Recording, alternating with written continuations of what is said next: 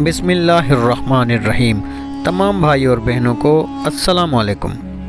ناظرین گرامی، سورج ابھی زرد ہی تھا کہ ایک جوان خستہ اور بے حال اپنے خاک آلود لباس میں ایک کنویں کے پاس پہنچا۔ بھاری بھرکم ڈول کو کنویں میں پھینکا، ڈول پانی سے ٹکرایا۔ شلاب کی اس مدھر آواز نے جوان کی جان میں جان ڈال دی۔ بڑی جدوجہد کر کے اس نے ڈول کو باہر کھینچا۔ پانی پینا ہی تھا کہ اسے دور سے کتوں کے بھونکنے، دمبوں کی گھنٹیوں اور ایک مدھر سا ساز سنائی دیا۔ یہ چوپان تھے جو اپنے جانوروں کو پانی پلانے کنویں پر آ گئے، لیکن تھکن کی وجہ سے کسی نے اس جوان کو سلام نہ کیا۔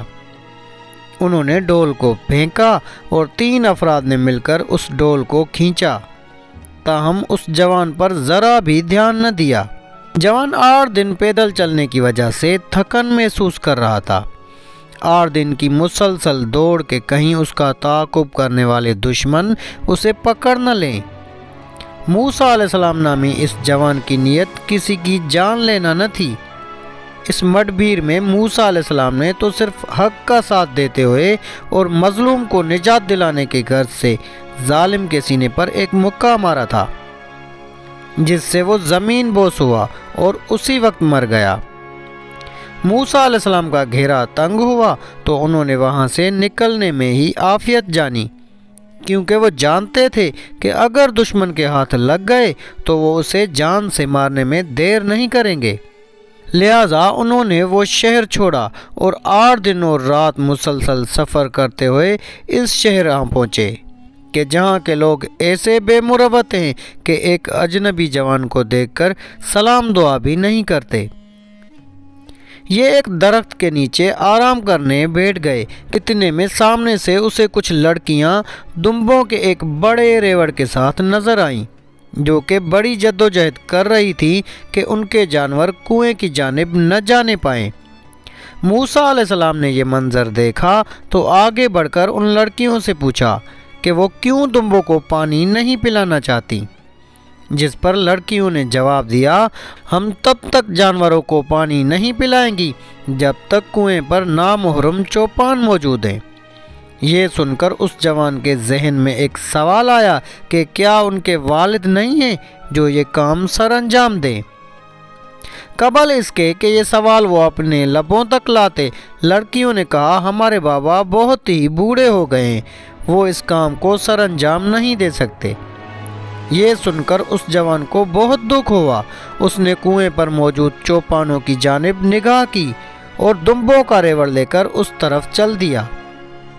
غیرت اس جوان پر حاوی ہو گئی، جس کی وجہ سے اب وہ اپنی تھکن بھول چکا تھا اور جوش میں ڈول کو نیچے پھینکا اور اکیلے ہی ڈول کو اوپر کھینچ کر جانوروں کو سیراب کیا۔ لڑکیوں کو سمجھ نہیں آئی کہ کس طرح اس مہربان جوان کا شکریہ بجا لائیں، لہٰذا وہ اپنا ریوڑ لے کر اپنے گھر کی جانب روانہ ہو گئیں۔ جوان دوبارہ تھک ہار کر ایک درخت کے نیچے بیٹھا اور دبے ہونٹوں دعا کی، یا اللہ، ہر وہ نیکی میری طرف بھیج جس کی مجھے ضرورت ہے۔ لڑکیاں گھر پہنچی، ان کے ابا ان کے انتظار میں تھے، ابھی بستر سے اٹھے بھی نہ تھے کہ انہیں اپنی بیٹیوں کے آنے کی خبر ملی۔ لڑکیاں خوشی خوشی اپنے والد کے پاس گئیں۔